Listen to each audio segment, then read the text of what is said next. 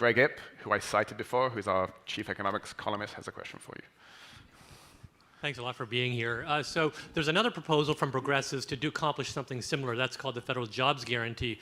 So the main difference is that in their plan, they make sure everybody gets a certain amount of income by saying the federal government guarantees to hire anybody who wants a job at a decent wage, let's say $15 an hour.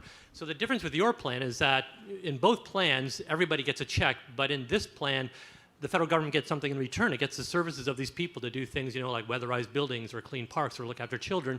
But in your plan, the federal government gets nothing in return. So why is yours better? So I understand the spirit of a federal jobs guarantee. I think in practice it would be somewhere between highly impractical and dystopian. Because if you've ever employed lots and lots of people, you have to put a bureaucracy in place to employ them and monitor them. And then if they don't like their job or don't like their boss or aren't doing a good job and they're dependent upon that job for their very survival and you're guaranteeing them that job, then what do?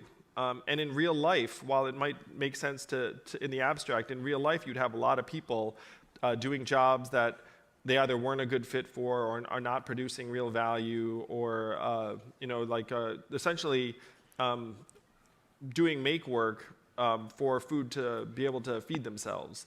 And that, to me, is the path we must avoid.